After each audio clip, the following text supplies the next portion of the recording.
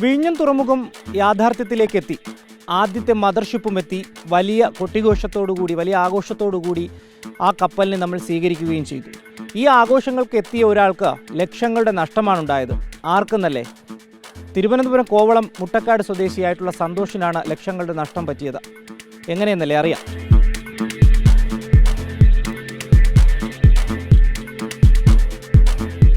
സന്തോഷേട്ടാ, ഇതാണ് തിരുവനന്തപുരം കോവളം മുട്ടക്കാട് സ്വദേശി സന്തോഷേട്ടൻ. അദാനി പോർട്ടിൽ കപ്പൽ വന്നത് കാരണം ലക്ഷങ്ങളുടെ നഷ്ടമുണ്ടായ ഒരു വ്യക്തിയാണ്.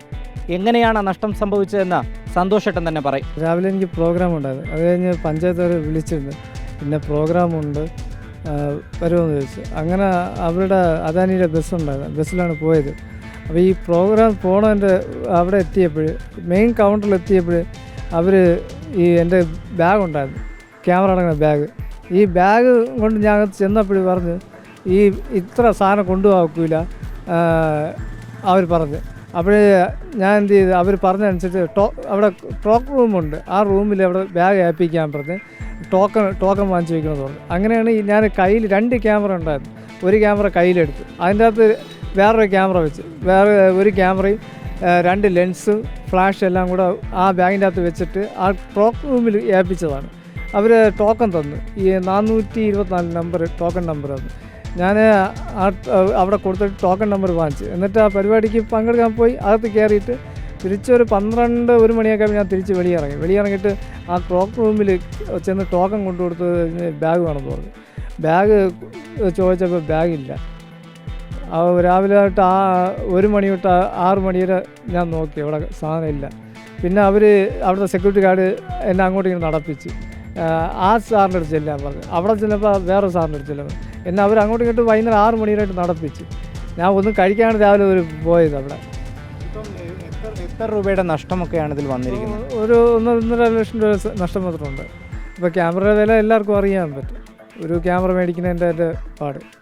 ഇപ്പോൾ എനിക്ക് വേറൊരാൾ സ്പോൺസർ ചെയ്ത ക്യാമറ കംപ്ലൈൻ്റ് ആയി. ഇപ്പോൾ കോട്ടയത്ത് നിന്ന് എബി സാറാണ് ക്യാമറ സ്പോൺസർ ചെയ്തത്. അത് ഇപ്പോൾ കംപ്ലൈൻ്റ് ആയി. അത് കംപ്ലൈൻ്റ് ആയിട്ടാണ് ഞാൻ വേറെ ആളുടെ നിന്ന് 2 ക്യാമറ എടുത്തുകൊണ്ട് പോയത് വർക്കിന്. വാടകയ്ക്ക് എടുക്കുകയാണോ? വാടകയ്ക്ക് എടുത്തത്. ഇപ്പം നിലവിൽ അവരെന്താണ് പറയുന്നത്? ഇപ്പം നിലവിൽ വേറെ ഒന്നും പറഞ്ഞില്ല, അന്വേഷിക്കാമെന്ന് പറയണമല്ല, ഒരു കാര്യം നടക്കണമില്ല. ഇപ്പോൾ ഏകദേശം എത്ര ദിവസമായി?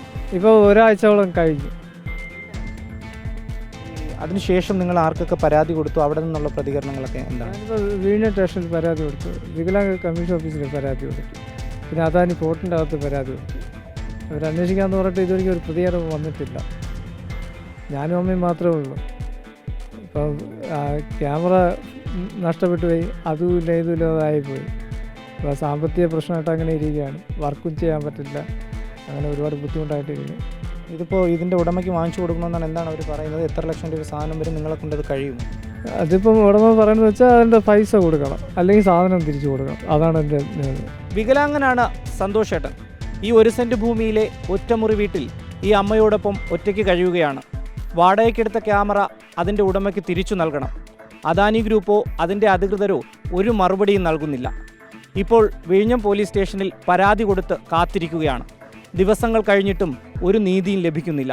വീഡിയോ ജേർണലിസ്റ്റ് വിഷ്ണുവിനൊപ്പം reporter Rinu Sreedhar, in reporter, Thiruvananthapuram.